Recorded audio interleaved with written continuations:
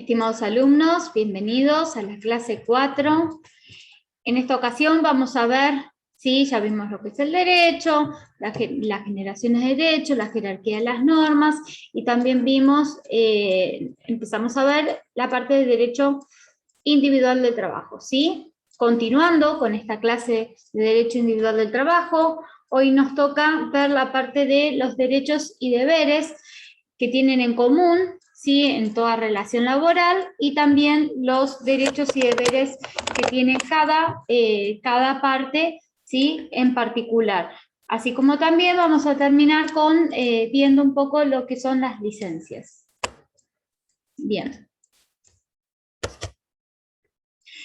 Bueno, para comenzar, ¿sí?, con la clase 4, vamos a ver, como dijimos primero, que existen principios comunes a las partes. Cuando hablamos de las partes, obviamente que estamos hablando de quién, del trabajador y del empleador, ¿sí?, las partes que integran un contrato de trabajo o una relación laboral, ¿bien? Bueno, a ver, como obligaciones esenciales, o sea, primordiales, ¿sí?, para las partes, y podemos ver, ¿sí?, que el trabajador, su obligación principal, ¿cuál es? La de trabajar, ¿bien? Esto implica una obligación de hacer. ¿Y qué significa cuando yo hablo de una obligación de hacer? Bueno, en derecho tenemos, hay acciones, ¿sí?, que generan, ¿sí?, que provocan una consecuencia jurídica, ¿bien? Entonces, las obligaciones pueden ser de hacer, de no hacer o de dar, ¿sí? Depende de lo que tengamos que hacer para tener esa consecuencia jurídica de la que hablamos, ¿bien? En este caso, como sabemos, el trabajo, ¿sí?, es una obligación de hacer. Se requiere de un esfuerzo por parte del trabajador, de una actividad, ¿sí?, para poder desempeñar su trabajo, ¿sí? Por eso decimos que es una obligación de hacer. Ahora bien, el empleador, ¿cuál es su obligación principal? Es la de pagar la remuneración, ¿sí? Esto se trata de una obligación de ¿qué? De dar una cantidad de dinero al trabajador por su esfuerzo como retribución a su trabajo, ¿bien? Bien, y otorgar también ocupación efectiva, también eso implica una obligación de dar también, ¿sí? ¿Por qué? ¿Qué significa la ocupación efectiva? ¿Qué significa la ocupación efectiva? Nos referimos a ello a que el empleador le tiene que otorgar la función que le corresponde al trabajador para que pueda ejercer el servicio, ¿sí?, para que pueda brindar el servicio, prestar su labor, obviamente teniendo en cuenta la categoría, ¿sí?, de que tiene este trabajador. ¿Y por qué es una obligación principal? Bueno, esto igual lo vamos a ver más adelante, pero podemos adelantar que es importante que el trabajador se le dé una función, sino qué sentido tiene que el trabajador, bueno, esté al servicio del empleador, pero que éste no le dé ninguna labor. ¿Bien? Ahora después vamos a ver por qué. ¿Qué es lo que afecta? Bien. Y las obligaciones para ambas partes, ¿sí? Ambas partes tienen las obligaciones que son en común, ¿bien? Que dice que toda obligación de las partes se tienen que manejar dentro del marco de ¿qué? De la buena fe, la colaboración y la solidaridad, ¿sí? Esto lo vamos a ver en la ley de contrato de trabajo, la 2744, que es la que estamos estudiando, prevé, ¿sí?, estas obligaciones genéricas para las partes. El principio de buena fe está previsto en el artículo 63 de lo que dijimos, la ley 2744, 20.744, en donde dice, ¿qué es lo que dice? Las partes están obligadas a obrar de buena fe, ajustando sus conductas a lo que le es propio de un buen empleador y un buen trabajador. Esto es actuar con honradez, ¿sí? Con honradez para poder, tanto, en el inicio, en el desarrollo y hasta el fin de la relación laboral, ¿bien? Después, la colaboración y la solidaridad también está prevista en el artículo 62, donde dice las partes están obligadas, activa y pasivamente, no solo a lo que resultan expresamente de los términos de contrato, sino a todos aquellos comportamientos que sean consecuencia del mismo, resultante de la ley, de los estatutos, de las convenciones, apreciados con criterios de colaboración y solidaridad.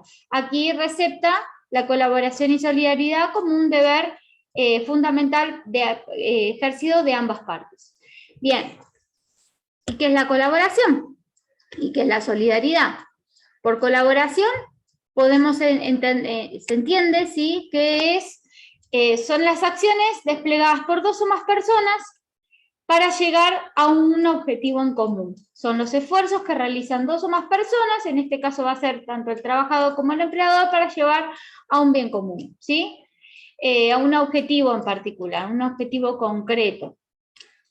La solidaridad habla de que, si bien, a ver, como sabemos, en la relación laboral el trabajador tiene intereses distintos a los del empleador y viceversa, bien, pero estos intereses que son distintos no pueden ser considerados como, son contrarios, ¿no? Pero no pueden ser considerados como completamente ajenos, ¿sí?, a los intereses de la otra parte. ¿Por qué? Porque el cumplimiento de los objetivos de una de las partes conlleva también al éxito de la otra, ¿bien?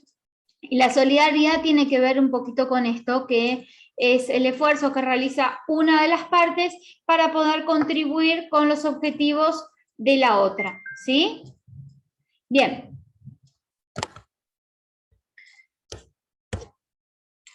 Continuando, bueno, acá le explicamos bien lo que es la buena fe, la colaboración y la solidaridad, que lo hemos visto recién.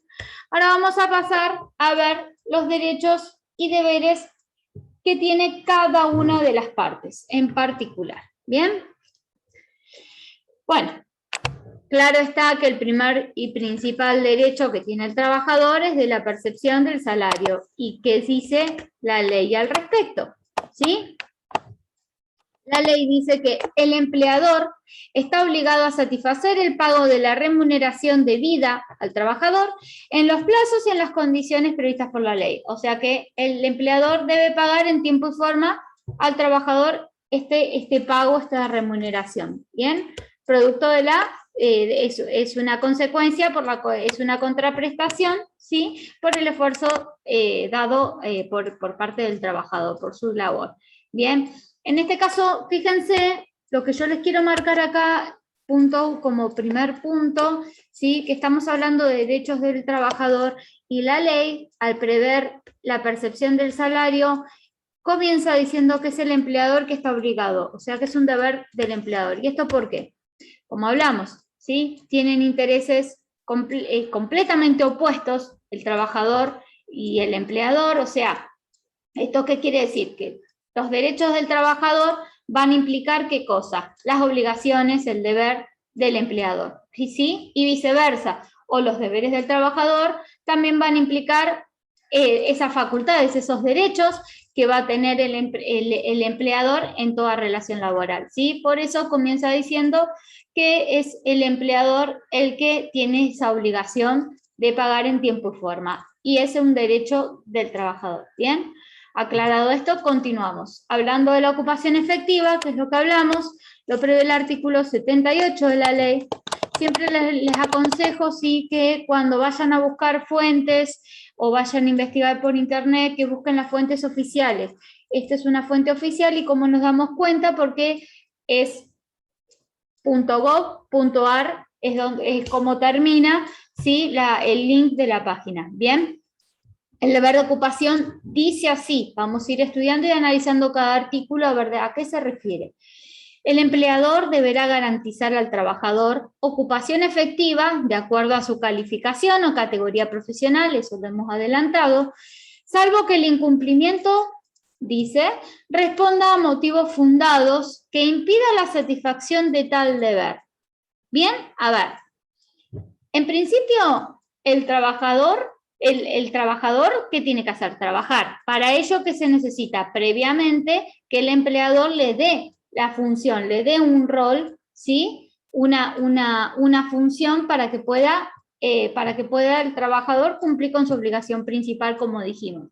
Bien, pero dice, salvo que el incumplimiento responda a motivos fundados que impida satisfacer la satisfacción de tal deber. Es decir, que el empleador puede pasar que no tenga una función para asignarle de acuerdo a la categoría o a la calificación que tiene este trabajador, entonces que en forma transitoria, ¿sí? provisoria, por un corto tiempo, bien, no tenga una función para darle a este trabajador. Y en este caso, bueno, si es por motivos fundados, o sea, que tiene causas que justifican esta falta, ¿sí? de otorgar una ocupación efectiva, no puede ser, obviamente, el empleador sancionado al respecto, ¿sí? Pero continúa el artículo diciendo, si el trabajador fuese destinado a tareas superiores, distintas de aquellas para las que fue contratado, tendrá derecho a percibir la remuneración correspondiente por el tiempo de su desempeño, si la asignación fuese de carácter transitoria. ¿Esto qué nos está indicando? Acá está viendo la situación en que un trabajador está en forma transitoria, ya por un tiempo determinado o determinable, bien, que no es efectiva, no es definitiva, que ocupe tareas de rango superior por las cuales él estaba calificado o es su categoría habitual en el trabajo, ¿bien? Es su categoría asignada. Entonces, en este caso, al trabajador le corresponde que se le pague por esa mayor función, ¿sí? Durante el tiempo que duró estas tareas superiores. Tiene derecho a que se le pague la remuneración que corresponde a esas tareas superiores. Ahora el último párrafo dice, se reputarán las nuevas tareas o funciones como definitivas si desaparecieran las causas que dieron lugar a la suplencia y el trabajador continuase en su desempeño o transcurrieran los plazos que se fijen al efecto en los estatutos profesionales o en las convenciones colectivas de trabajo. A ver, ¿qué nos está indicando acá? Sí, el trabajador fue en forma provisoria, como dijimos en el párrafo anterior, asignado a tareas superiores, ¿bien? Ahora, cesada la causal, los motivos por el cual este trabajador se desempeñó estas tareas superiores, cesado esas causales, esos motivos, ¿bien? De esos motivos, y continúa ejerciendo estas tareas superiores, entonces se transforman en definitiva. Se entiende que ese trabajador ya directamente va a adquirir la categoría superior, la calificación superior. ¿Bien? Dice, o cuando ocurrida la suplencia continúa trabajando, el motivo por el cual se reemplaza, ¿sí? o desempeña tareas superiores, ¿no? O bien cuando transcurra cierto plazo. ¿Y estos plazos dónde están establecidos? Por lo general los vamos a encontrar en los estatutos o en los convenios colectivos, ¿sí? En particular de cada actividad, bien, que puede ser que diga que disponiendo, trabajando mayor función, ocupando un cargo de mayor función en tantos días discontinuos o tantos días continuos, tiene derecho el trabajador a que se le reconozca esa categoría y a ser ascendido por ella categoría, ¿sí? Se transforma lo transitorio en carácter definitivo, ¿bien? Pero, a ver, en grandes rasgos la ocupación efectiva es fundamental. ¿Esto por qué? ¿Sí? ¿Por qué es esto? Y porque al trabajador, si no se le da función alguna, ¿sí? ¿Qué futuro va a tener en esa empresa? ¿Sí? O qué capacidades puede demostrar para poder ser ascendido. Entonces, esta ocupación efectiva es una obligación fundamental y principal que tiene el empleador, por eso es tan importante, ¿sí? Pero bueno, en el caso de que esta ocupación efectiva no se puede dar y no es por causales imputables al empleador, en ese caso, bueno, el empleador no tiene consecuencia, y el trabajador debe recibir su remuneración en ese tiempo por el solo hecho de prestar el servicio y estar a disposición de ese empleador, ¿bien? Bueno, después tenemos el derecho a la igualdad de trato y a la no discriminación, previsto por el artículo 81. ¿Y qué es lo que dice? El empleador, volvemos a que este derecho del trabajador está previsto como un deber del empleador, ¿sí? Y dice, el empleador debe dispensar a todos los trabajadores igual trato en identidad de situaciones, o sea, a situaciones iguales, el trato tiene que ser igual, ¿bien? Se considera que existe trato desigual cuando se produzcan discriminaciones arbitrarias, dice. ¿Qué significa arbitrarias? ¿Sí? Son diferencias sin razón de ser, sin una causal justificable, ¿bien? Fundadas en ¿qué? En el sexo, en la religión o en la raza de los trabajadores, ¿bien? Pero no cuando el diferente tratamiento, dice, responda a principios del bien común, como el que se suscita en la mayor eficacia, laboriosidad o contracción a sus tareas por parte del trabajador. ¿Esto qué significa? Si hay un cargo, ¿no? Y hay dos personas que se encuentran en la misma categoría, la misma antigüedad, todo lo mismo, bien, pero una se destaca en relación a la otra, que el empleador considere, ¿sí? La contracción al trabajo de esta persona que se destaca o estima que es más eficiente para ocupar el cargo superior, ¿sí? Puede ascender sin que ello sea considerado como una discriminación, puesto que esta diferencia que hizo se basó en fundamentos razonables para poder promover a esa persona, a ese trabajador que se destaca, ¿sí? En comparación al resto. En este caso no es una discriminación, pero cuando las situaciones son iguales, el trato sí tiene que ser igual. Luego tenemos como derecho, ¿sí? Las invenciones o descubrimientos del trabajador. Esto lo prevé el artículo 82 y vamos a ver que tiene 3 párrafos, goza de 3 párrafos este artículo, que es muy importante explicar uno por uno, a ver por qué se da en cada caso. Bien, dice, las invenciones o descubrimientos personales, a ver, ¿qué es una invención o descubrimiento? Algo nuevo, ¿sí? Algo que no estaba en los planes de nadie, y que se pudo, que el trabajador pudo descubrir, ¿bien?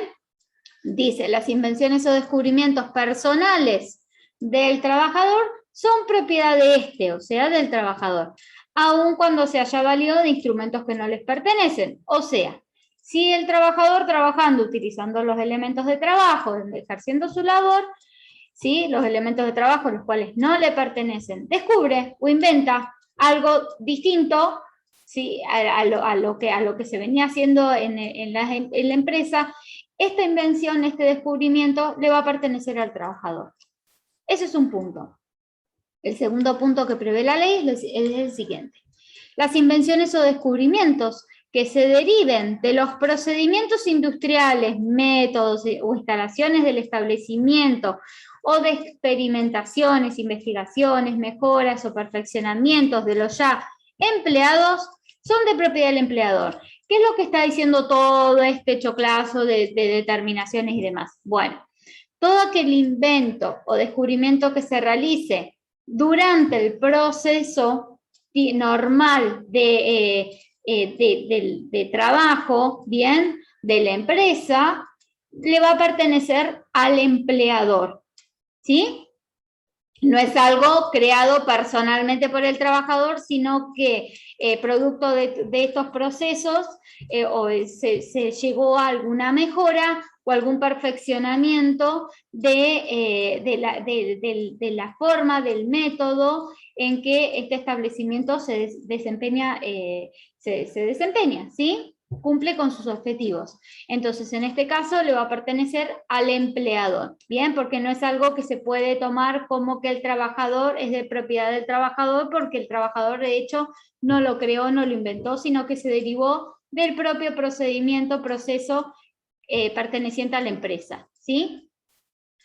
Y el último párrafo dice, son igualmente de su propiedad, o sea, de la propiedad del empleador, ¿bien? las invenciones o descubrimientos, fórmulas, diseños, materiales o combinaciones, y combinaciones que se obtengan habiendo sido el trabajador contratado con tal objetivo. ¿Esto qué significa? Todos aquellos descubrimientos e invenciones, ¿sí? Por los cuales hay un trabajador que justamente ha sido contratado para que descubra o invente, ¿sí? Entonces, como es un contrato, ha sido contratado para hacer estos inventos o estos descubrimientos, claro está que las invenciones o descubrimientos derivados de ello le va a pertenecer al empleador, porque es el empleador quien contrata al trabajador para que lo pueda hacer y es con ese fin, ¿bien? Bueno, aquí tenemos esas tres situaciones en cuanto a las invenciones o los descubrimientos del trabajador, ¿bien? En el primer supuesto dijimos que le va a pertenecer al trabajador y en los otros dos le va a pertenecer al empleador porque deriva, ¿sí?, exclusivamente de los procesos de la empresa, o bien el trabajador ha sido contratado con ese fin de inventar o descubrir. Luego seguimos con los deberes del trabajador. Vamos a ver primero cuál es el deber de diligencia y colaboración del trabajador previsto en el artículo 84. ¿Y qué nos dice la ley? El trabajador debe prestar servicio con puntualidad, asistencia regular y dedicación adecuada a las características de su empleo y a los medios instrumentales que se les provea. O sea, ¿qué significa este deber de diligencia y colaboración? Que el trabajador, como todos sabemos, tiene que cumplir con puntualidad, o sea, asistir en forma adecuada, ¿sí? Ingresar en el horario por el cual se estableció el contrato de trabajo y retirarse al finalizar el mismo, ¿bien? Y cumplir con dedicación, es lo que dice, cumplir con su trabajo con dedicación, ¿bien? Y de acuerdo a los instrumentos, a los elementos que se les provea. Luego tenemos el deber de fidelidad.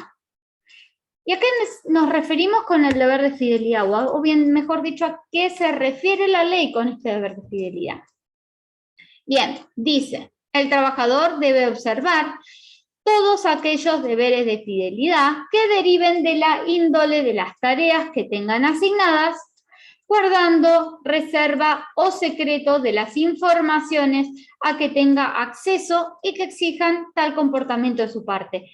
¿Esto qué significa? Que tiene que ser fiel a su trabajo, trabajar como corresponde, ¿sí? Y no solo eso, sino que tiene que guardar, callar todo aquello que toma conocimiento o que sabe o que conoce por motivo de su trabajo. Bien, claro está, no corresponde a un buen trabajador, a un desempeño de un buen trabajador, cuando él está divulgando, bien, todos aquellos conocimientos que tuvo por la actividad que desempeña, bien.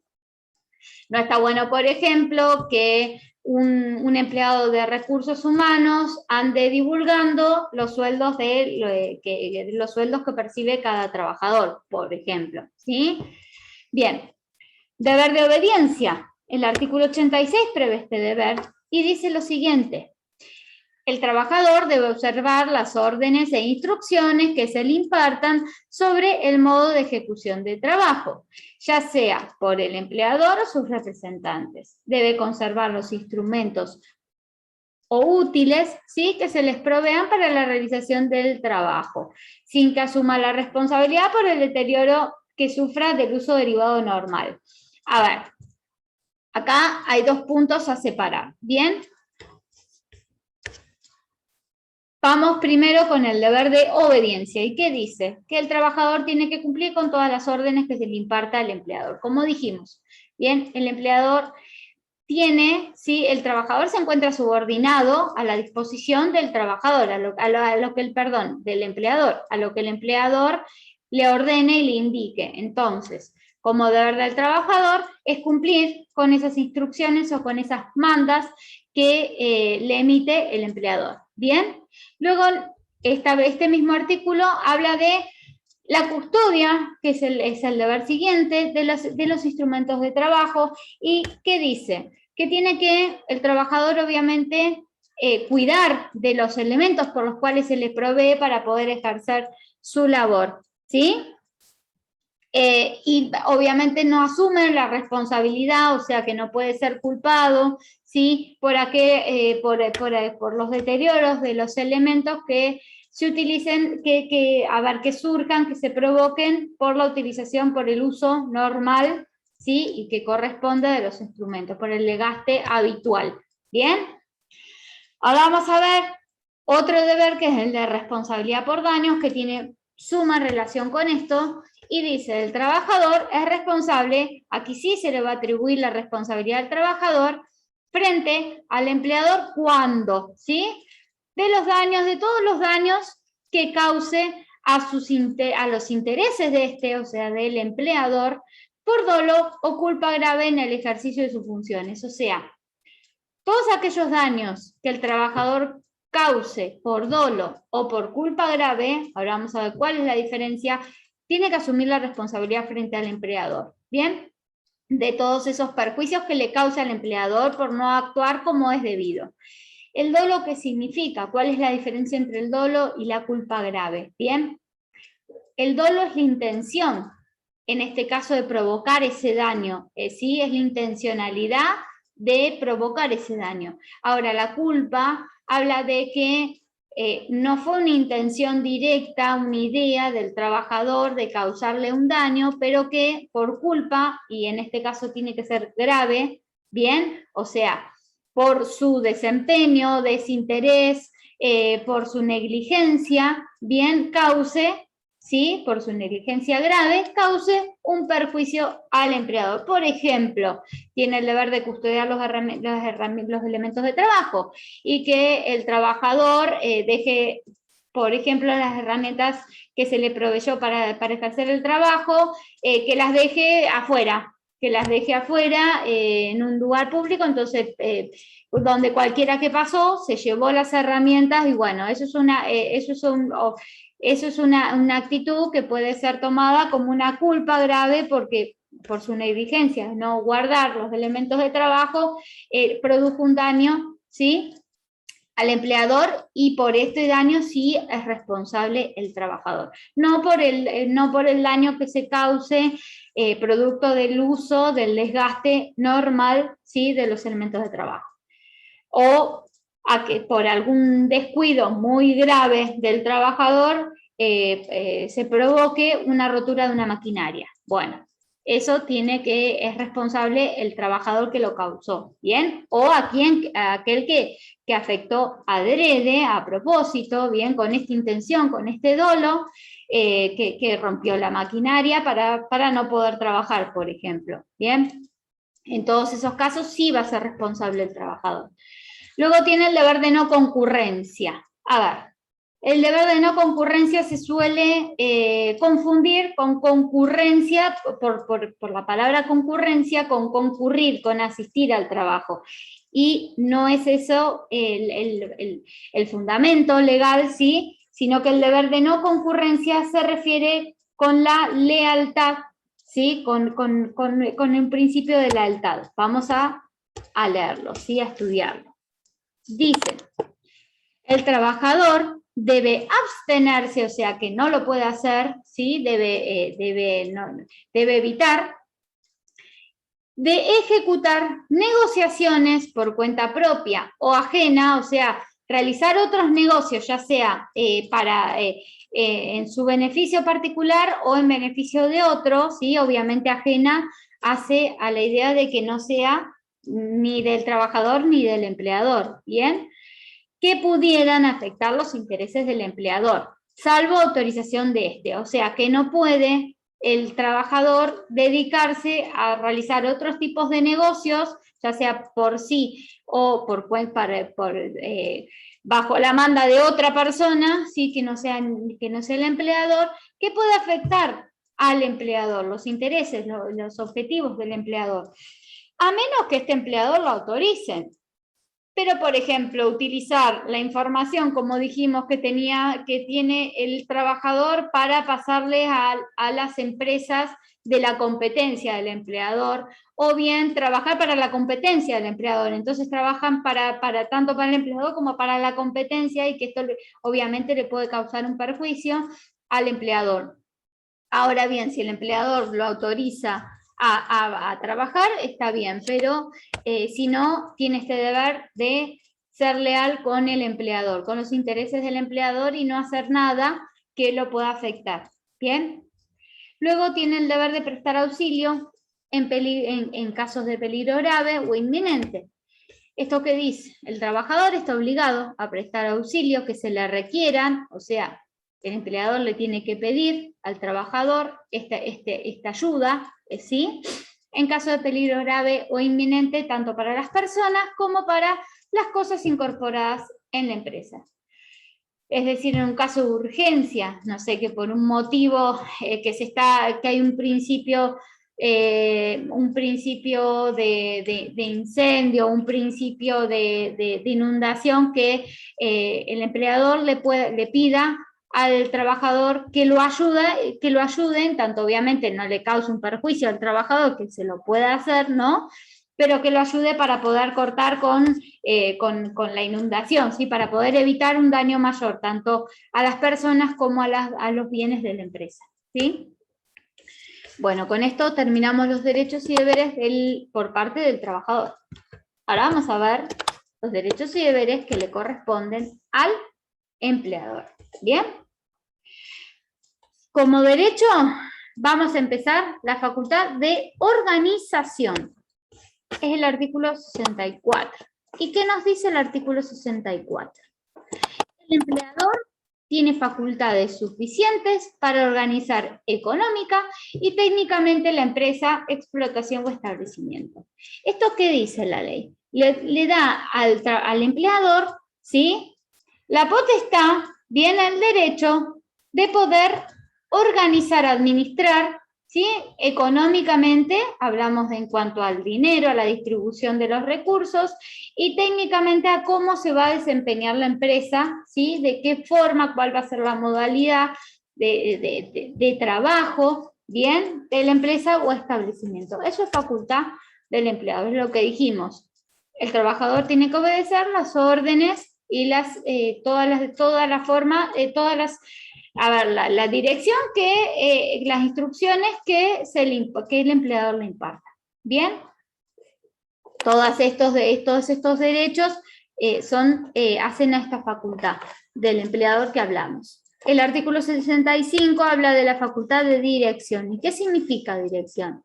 Bien, las facultades, dice, de dirección que asisten al empleador deberán ejercitarse con carácter funcional, atendiendo los fines de la empresa, dice. O sea, el empleador, ahora vamos a ir viendo que si bien tiene facultades el empleador, pero como dijimos ya anteriormente, la ley reconoce que la relación de trabajo entre el trabajador y el empleador no son iguales y hay una situación de vulnerabilidad para con el trabajador. Por ende, lo que hace, si bien le establece unas ciertas facultades al empleador, estas suelen ser limitadas. Entonces, acá vemos la primera limitación que la ley establece a esta facultad de dirección. Dirección es dirigir, es decir, cómo se va a hacer el trabajo, ¿bien? Pero ¿qué es lo que está diciendo? Que si bien tiene esta facultad, la ley la reconoce esta facultad al empleador de dirigir, ¿bien? Esta tiene que ser ejercitada con carácter funcional, o sea, no deliberado. No es que el empleador puede dirigir como se le canta porque se le cantó ese día y después otro día va y te cambia. No, tiene que hacer con carácter funcional, o sea, teniendo en cuenta los intereses y los objetivos concretos de la empresa. ¿Bien? O sea, ahí hay una limitación. Bien, a las exigencias de la producción, dice, sin perjuicio de la preservación y mejora de los derechos personales y patrimoniales del trabajador.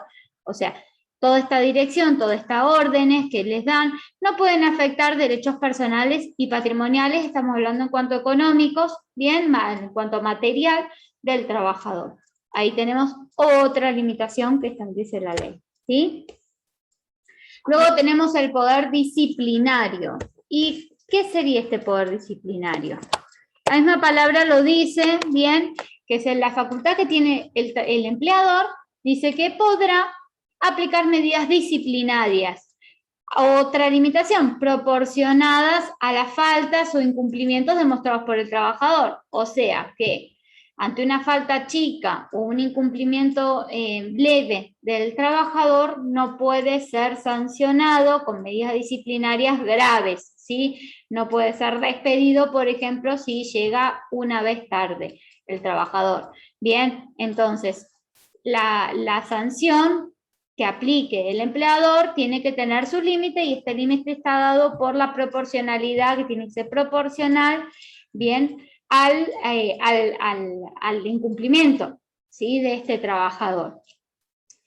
¿Y qué dice? Acá habilita como un recurso, una forma, una vía, ¿sí?, para que el trabajador pueda plantear, pueda oponerse a la aplicación de estas medidas disciplinarias. Y dice, dentro de los 30 días corridos de notificada la medida, o sea, el trabajador es sancionado y se le notifica, o sea, firma, se le pone en conocimiento de que es sancionado con una medida disciplinaria. Puede ser una suspensión, puede ser un llamado de atención, apercibimiento, bien, una suspensión sin goce de haberes, o bien hasta llegar a un despido, ¿sí? Bueno, 30 días tiene. Dentro de esos 30 días de que al trabajador se le pone en conocimiento de esta medida disciplinaria, ¿qué puede hacer el trabajador? Puede cuestionar la procedencia y el tipo de extensión de la misma. Puede decir, no, a ver, a mí no me corresponde que se me aplique medida disciplinaria porque yo cumplí con todas mis obligaciones y nunca fallé en la empresa. O bien puede decir, sí, está bien, estuve mal, reconozco, estuve mal en esto, pero me parece que esta sanción o esta suspensión sin goce de haberes me parece que es muy excesiva para el daño que yo causé o para mi incumplimiento. Entonces solicito que se revise. ¿Y para qué? ¿Cuál es el fin? Justamente, puede cuestionar para qué, cuál es el objetivo, para que se suprima, o sea que esa medida disciplinaria quede sin efecto o se sustituya por otra o se limite según los casos, como les dije, que se disminuya, puede ser que se disminuya la sanción, bien, por estos cuestionamientos. Luego dice, vencido dicho término, estamos hablando de los 30 días, de una vez que se notifica el trabajador, no hace nada, no dice nada, ¿qué pasa? ¿Cuál es el efecto legal? Dice que se tendrá por consentida la sanción disciplinaria, o sea que se traduce en que si en estos 30 días corridos de que al trabajador se le notifica esta medida, no hizo nada, no planteó, no cuestionó nada al respecto, se toma como que el trabajador acepta, ¿sí?, acepta la sanción, la sanción obtenida. Bien, luego tenemos la facultad de control prevista por el artículo 70 y 71. ¿Y qué nos dicen? Los sistemas de control, esto estamos hablando, por ejemplo, poner colocación de cámaras en el establecimiento, ¿sí?, donde se desempeña el trabajo, o bien los controles, los detectores de metales, o algún otro sistema de control, colocar seguridad, seguridad interna, eso es una facultad que tiene el empleador para la defensa de los bienes, ¿sí?, y las personas también del establecimiento. Dice, los sistemas de controles, acá en esto exclusivamente lo que refiere la ley, no habla de la facultad que es del empleador, que es la que dijimos, sino que reconoce esa facultad, obviamente, de control, pero lo que prevé la ley es las protecciones, los límites a esta facultad. Y dice, los sistemas de controles personales del trabajador destinados a la protección de los bienes del empleador deberán siempre salvaguardar la dignidad del trabajador. Bien, ahí pone un marco, un límite. Y deberán practicarse con discreción, con cuidado, con cautela, bien, y se harán por medios de selección automática destinados a la totalidad del personal. ¿Esto qué ¿Qué nos da a entender?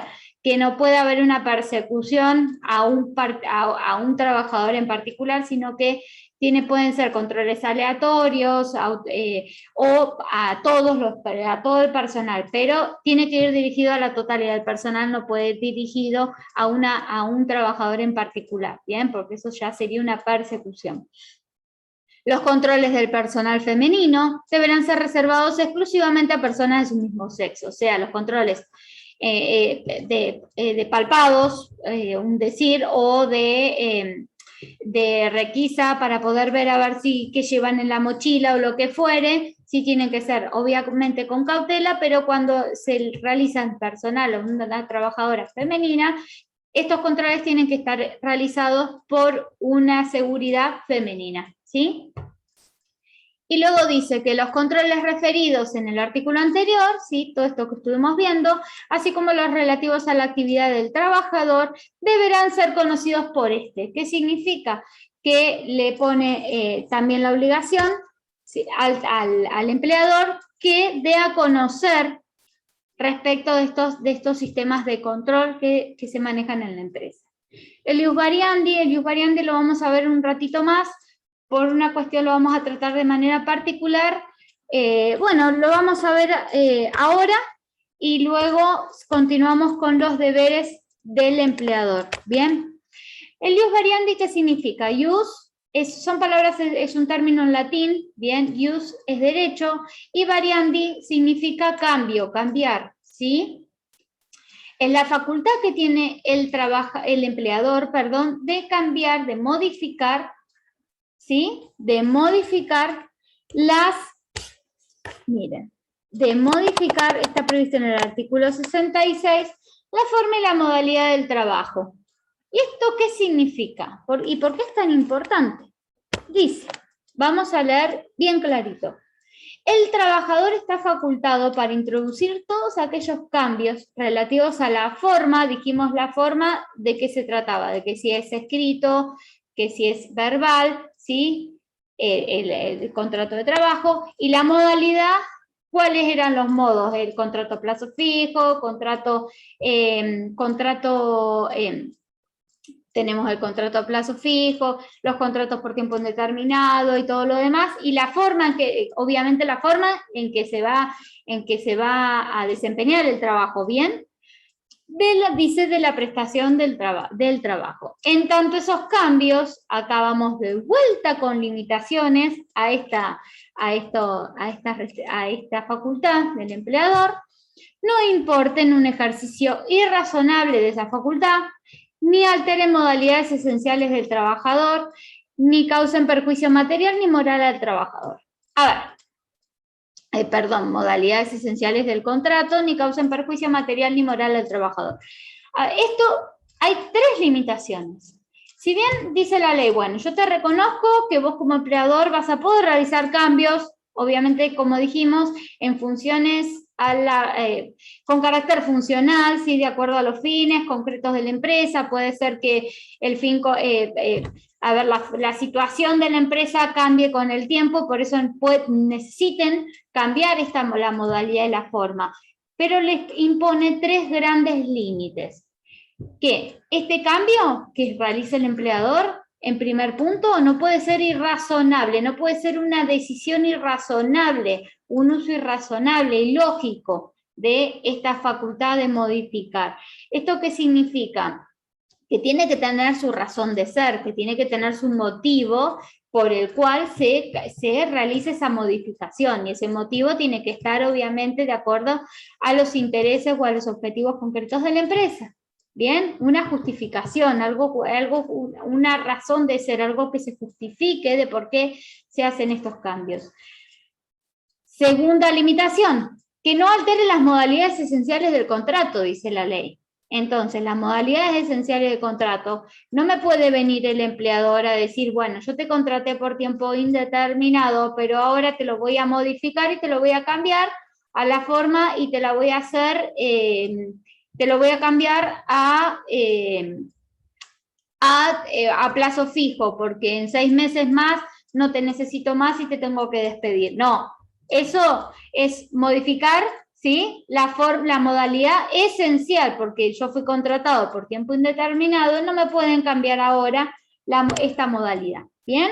Obviamente que si se puede cambiar la modalidad, si está a plazo fijo y te pasas a trabajar por tiempo indeterminado, obviamente que eso beneficia al trabajador y bienvenido sea, y eso sí es válido. Pero esto es una limitación para que el empleador no pueda utilizar esta facultad para perjudicar, ¿sí?, al trabajador. Y también fuimos adelantando, como tercer límite es no causar, que este cambio no le cause ni un perjuicio ni material, o sea, económico, o moral, psicológico al trabajador. ¿Bien? ¿Y qué pasa? ¿Qué dice la ley? Si el empleador, aún afectando al trabajador o modificando las modalidades, la forma de modalidad esencial del contrato, o siendo una modificación desmedida o sin fundamentación, bien, hace igual, aplica igual estos cambios, ¿qué dice la ley? Dice, cuando el empleador disponga medidas vedadas, o sea, prohibidas por este artículo, ¿bien? Es lo que dijimos, sea irracional la decisión, cambie la modalidad esencial del contrato o afecte de algún punto, en algún sentido al trabajador, dice el trabajador, le asistirá la posibilidad de optar. O sea, acá le da dos opciones que puede hacer el trabajador. Bien, una, considerarse despedido sin causa. ¿Esto qué significa? Que se considera, el trabajador dice, bueno, esto a mí me causa un grave perjuicio, entonces me considero despedido. Sin causa, es como si el empleador lo hubiese echado sin causa, en forma injustificada, ¿bien? Entonces, ¿cuál es la consecuencia legal a esto? Bien, aparte de la liquidación final que le corresponde, que se lo vamos a ver, que es el sueldo, los días trabajados, obviamente, en las vacaciones y el SAC proporcional que le correspondería al trabajador, le va a corresponder una indemnización por falta de preaviso, una indemnización de integración de despido. Todos estos yo se los menciono, pero lo vamos a ver en la próxima clase, así que no se preocupen. Y también va a tener la indemnización por antigüedad, ¿sí? O sea, va a tener que pagar consecuencias económicas el empleador por utilizar esta facultad en forma inapropiada, ¿bien? O, como segunda opción, que puede pedir el trabajador, no es disponible para el empleador, sino para el trabajador, optar por cualquiera de estas dos opciones. Accionar, dice, persiguiendo el restablecimiento de las condiciones alteradas. ¿Esto qué es? Que el trabajador reclame, ¿sí?, vía judicial o vía autoridad administrativa, que en este caso es el Ministerio de Trabajo, que le pida ante una autoridad que se vuelva para atrás el restablecimiento de las condiciones alteradas, o sea que la medida de esta modificación del empleador se deje sin efecto y que se puedan volver las cosas a como estaba antes de esta modificación. ¿Bien? Esas son las consecuencias legales que va a tener el empleador. Bueno, luego pasamos a los deberes del empleador. Como dijimos, estos son breves por una cuestión de que algunos nos vamos a ir remitiendo. El pago de la remuneración de manera íntegra y oportuna, ya lo vimos en los derechos, ¿sí?, como vemos aquí, en los derechos del trabajador, la percepción del salario, ¿sí? El deber de seguridad y protección está previsto en el artículo 75, 76 y 77 de la ley 20.744. Bien, ¿qué dice? El empleador debe hacer observar las pautas y limitaciones a la duración del trabajo, o sea, tiene que respetar el periodo de descanso, de licencias y la forma en que se contrató, ¿sí? Y adoptar las medidas que según el tipo de trabajo, la experiencia y la técnica sean necesarias para tutelar la integridad psicofísica y dignidad de los trabajadores. O sea, le cabe, ¿sí?, esta protección sobre los trabajadores. Debiendo, dice, evitar los efectos perniciosos. Efectos perniciosos son efectos negativos no deseados, ¿bien?, de las tareas penosas, riesgosas o determinantes de vejez o agotamiento prematuro, aquellas tareas que producen algún riesgo o algún peligro para el trabajador, ¿sí? Así como también los derivados de ambientes insalubres o ruidosos, aquellos que tienen por el trabajo, ¿sí? Ruidos muy fuertes que pueden afectar, y las situaciones en calidad insalubre, por ejemplo, trabajar, no sé, en un basurero, ¿sí? Bien, esta obligación a observar las disposiciones legales y reglamentarias pertinentes sobre seguridad e higiene, y seguridad e higiene en el trabajo, perdón, está obligado, dice, bien, lo leí mal, está obligado a observar todas las cuestiones de seguridad e higiene en el trabajo para evitar todas estas cuestiones perniciosas y riesgosas para el trabajador, ¿sí? Y continúa diciendo, el trabajador podrá rehusarse, esto es muy importante, de prestar el trabajo, de realizar la prestación de trabajo, sin que ello le cause pérdida o disminución de la remuneración. Aquí vamos por parte, o sea que el trabajador puede negarse a trabajar sin que ello le cause ningún perjuicio en cuanto a su remuneración, en cuanto a su salario, si él mismo le fuera exigido en transgresión a tales condiciones, es decir, cuando se le está ordenando realizar un trabajo que no cuente con las medidas de seguridad e higiene que correspondan, ¿bien? Siempre que exista, dice, un peligro inminente de daño, o sea, que tenga una afección, ¿sí? O bien se configura en incumplimiento de la obligación mediante constitución en mora, que significa un incumplimiento de la obligación por parte del empleador de la seguridad, de cumplir con estas medidas de seguridad e higiene, mediante constitución en mora, que significa que el trabajador tiene que haberle avisado previamente al empleador que le faltan los guantes, por ejemplo, le falta el casco que le corresponde para poder ejercer el trabajo, ¿sí? Porque puede ocurrir que el empleador no se entere que le faltan ciertas medidas de seguridad. Entonces lo que pide es que, bueno, cuando puede causar un peligro, es muy probable que le cause un peligro, por eso ese peligro inminente de daño, algún daño que es muy probable que le pueda causar al trabajador, o bien que este incumplimiento de las medidas se le haya avisado al empleador que le faltan, bien, ciertas medidas, o dice si habiendo el organismo competente declarado la insalubridad del lugar. Hay organismos que establecen que pueden controlar esas situaciones y hay veces emiten dictámenes donde dicen no, en este establecimiento no están las condiciones dadas, ¿bien? El empleador no realizará los trabajos o proporcionará los elementos que dicha autoridad establezca. Entonces, cuando no están dadas las condiciones de seguridad e higiene por todas estas cuestiones, el trabajador se puede rehusar del trabajo, o sea, no trabajar bien, negarse a trabajar porque no están dadas esas condiciones sin que ello le cause algún perjuicio.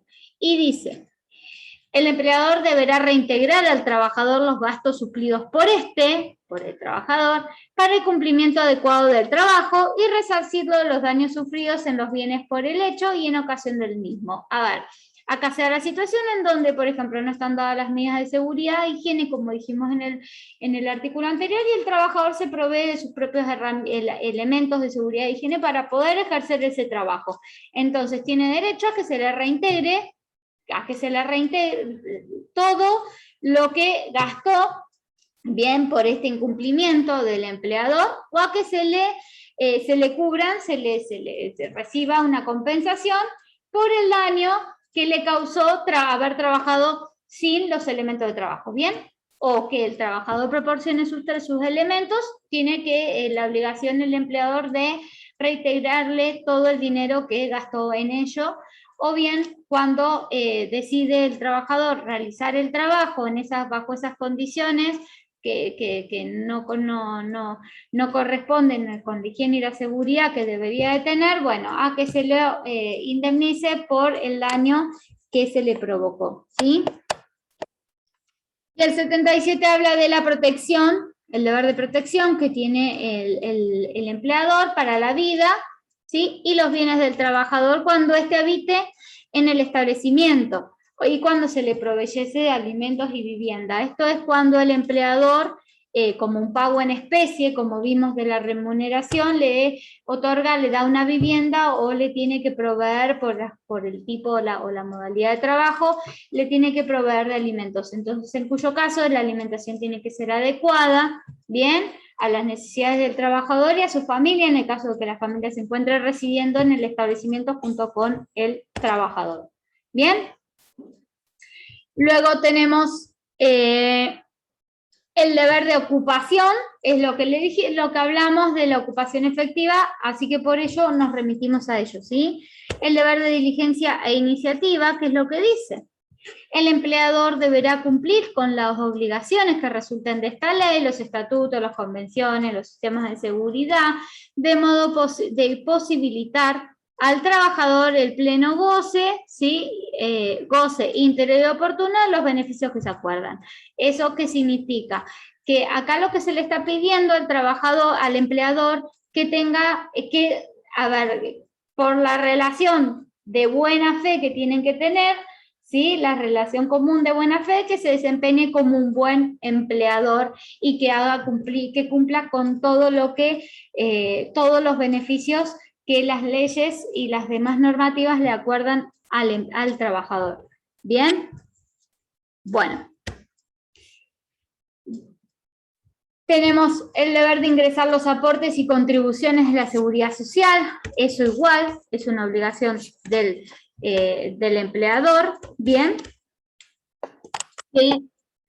Dice la obligación de ingresar los fondos de la seguridad social, esto vamos a ver la seguridad social de qué se trata, lo vamos a ver más adelante, para adelantarnos es en cuanto a los aportes jubilatorios y los descuentos para la obra, para asignarle una obra social al trabajador, ¿sí? Esto se tiene que hacer de pago en forma íntegra, en tiempo y forma, ¿bien? Dice el empleador por su parte, deberá dar al trabajador cuando éste lo requiere, eso es importante, también una constancia, al finalizar la relación laboral se tiene que dar una constancia documentada de que se aportó con todas las contribuciones y con todas las contribuciones de la seguridad social, que son los aportes jubilatorios y lo de la obra social y demás, ¿sí? Todas las retenciones y sus obligatorias que se realizan, que se cumplen, un porcentaje lo tiene que pagar el empleador y otro porcentaje lo paga el trabajador. ¿Bien? También durante la relación laboral, el trabajador por motivos atendibles puede pedir que se le emita este certificado. Bien, en este caso, también al extinguir la relación laboral, lo que dice la ley, que el artículo 80, lo que dice que aparte de esto, también se le tiene que dar un certificado del tipo de prestaciones de servicio, la categoría por la cual se desempeñó este trabajador, los sueldos que percibieron y demás. Esto para qué le sirve como un antecedente, para acreditar los antecedentes, para poder buscar trabajo, bien, porque estamos hablando de cuando finaliza la relación laboral. ¿Y qué pasa? Si el empleador no cumple con esta obligación, aun cuando el trabajador se lo pide, ¿sí? Tiene derecho a que se le indemnicen, ¿sí? a una indemnización, a una compensación económica equivalente a 3 veces de la mejor remuneración normal, mensual y habitual que tuvo en el último año este trabajador, o en el último tiempo cuando no tuviera una antigüedad de 1 año para el cual se pueda ver cuál fue el mejor sueldo, ¿sí? El mejor sueldo del último tiempo o el último año. ¿Bien?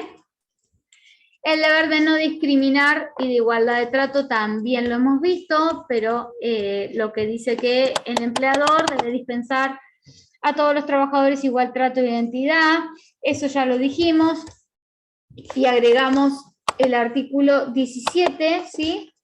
El cual lo que se refiere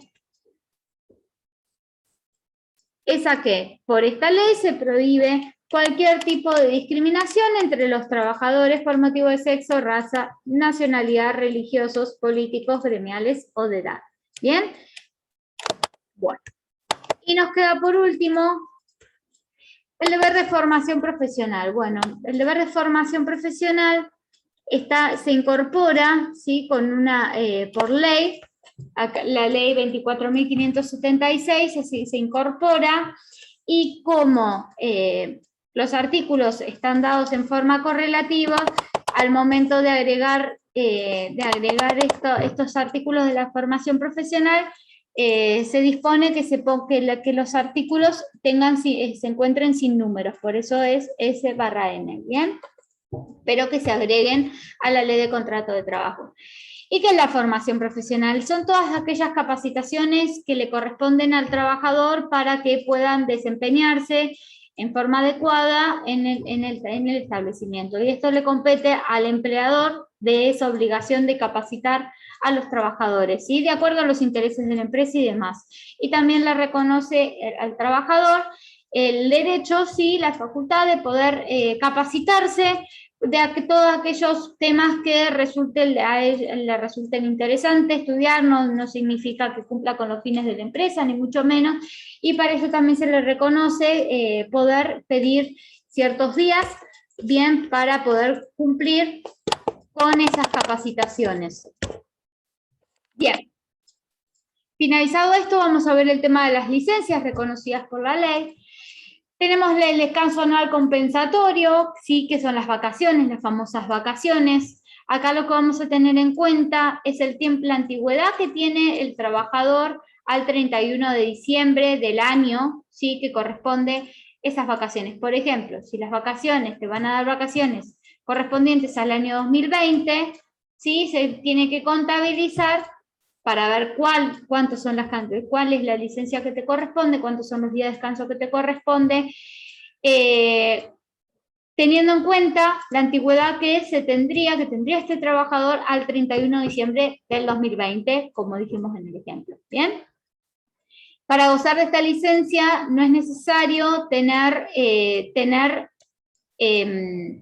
una antigüedad determinada, sino que desde que comenzás a trabajar tenés el derecho a las licencias. Cuando cumplís con la mitad del periodo del tiempo en el año calendario, cuando se cumple con la mitad del periodo de trabajo, tenés derecho a esta licencia compensatoria, pero bien, cuando no llegás a cumplir con los 6 meses de trabajo, ¿sí? Con la mitad del tiempo efectivo de trabajo, se establece un sistema proporcional que es en razón de que corresponde un día de licencia por 20 días de trabajo efectivos, ¿sí? Efectuados en forma real, bien, trabajados. Obviamente que cuando el trabajador se encuentra gozando otras licencias, por ejemplo, por enfermedad y demás que son justificables, estas no pueden afectar, ¿sí? Para el cómputo de estos días, para contabilizar estos días, ¿bien? Son 2 semanas, 14 días, cuando la antigüedad no exceda de 5 años, ¿sí? Cuando tiene entre 5 y 10 años le va a corresponder 21 días corridos. Cuando tiene entre 10 y 20 años de antigüedad le va a corresponder 28 días, y cuando tiene más de 20 le va a corresponder 35 días. También la ley prevé otras licencias que por nacimiento de hijos, son licencias especiales porque tienen que dar un motivo en particular. Bien, por nacimiento de hijo le corresponden 2 días corridos, por matrimonio 10 días, por el fallecimiento del cónyuge o de la persona por la cual estuviese unida en aparente matrimonio, dice. Esto estamos hablando del conviviente, bien, de la persona que convive con el trabajador o la trabajadora. Bien, en este caso no significa que no habla de una relación ocasional o casual, ni tampoco de un noviazgo, sino que habla de una persona que tanto o están casados o tienen un proyecto de vida en común, que es aquel que conviven y comparten, ¿bien? O cuando fallece un hijo o los padres, el fallecimiento de los padres del trabajador, le corresponden 3 días corridos. Por fallecimiento de hermano corresponden 1 día, y para rendir se puede pedir, ¿sí? 2 días corridos por cada examen, con un máximo de 10 días de calendario, por año calendario. O sea que en el año calendario se puede pedir como máximo 10 días. Puede pedirse 2 días por cada vez que se necesitan, ¿sí? O sea, 5 veces pedir 2 días en el año, o bien pedir 10 veces 1 día para poder rendir y demás. Bien, eso es apreciación obviamente del trabajador.